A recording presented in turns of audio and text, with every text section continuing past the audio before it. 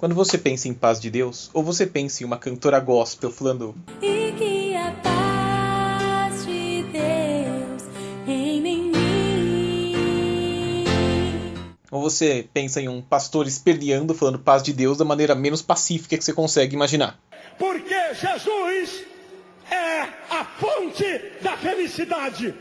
Porque só Ele dá a verdadeira paz. Ok, mas saiba, existe um outro tipo de paz de Deus. Uma paz de Deus um pouco mais medieval. Olá, meu nome é Maurício Licestrida e hoje eu vou falar para vocês sobre a paz de Deus na Idade Média. A sociedade medieval, como os próprios religiosos medievais falavam, era uma sociedade dividida em 3 partes. Aqueles que oravam, o clero, aqueles que lutavam, a nobreza, e aqueles que trabalhavam para sustentar toda a sociedade, o povo. Pois bem, só que se existe uma classe guerreira, se o próprio clero diz que existe uma classe que Deus diz que pode portar espadas, essa classe mais violenta não pode, sei lá, saquear até o próprio clero?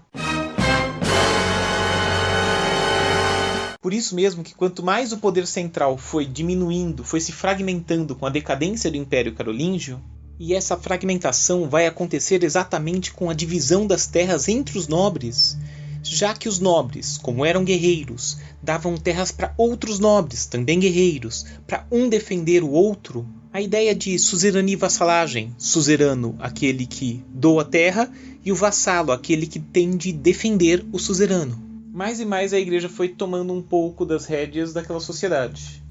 O clero, tentando evitar os abusos da nobreza, tentando refrear essa nobreza, tentando organizar esta classe nobre, o que o clero faz?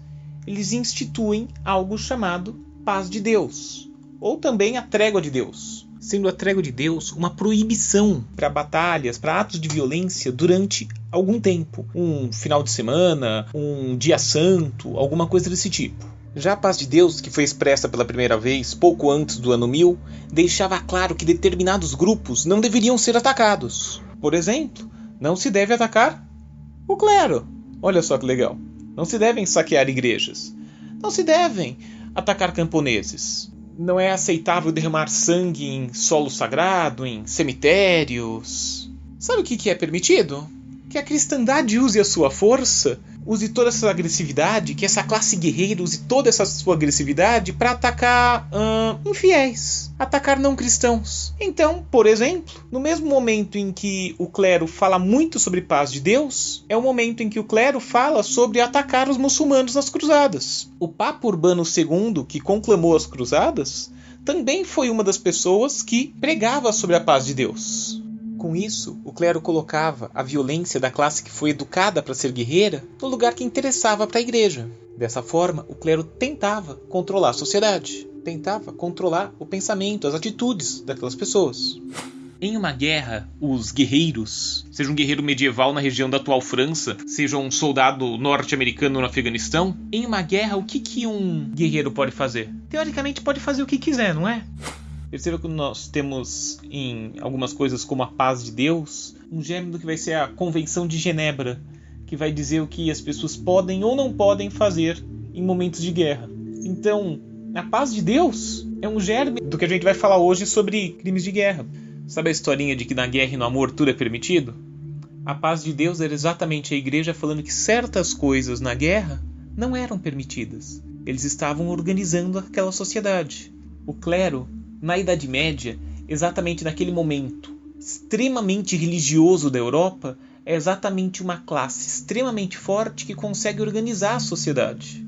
Consegue organizar até o que as pessoas podem ou não podem fazer em uma guerra. Eles conseguem, de alguma forma, controlar até a classe guerreira. Eles conseguem, de alguma forma, controlar até a nobreza.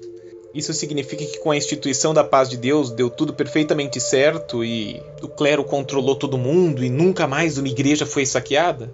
Não, claro que não. O próprio historiador Georges Duby, no seu livro Guerreiros e Camponeses, ele fala exatamente que no século XI, apesar da paz de Deus, os saques continuavam sendo frequentes. No entanto, o clero conseguiu controlar alguns grupos, conseguiu controlar algumas regiões por algum tempo.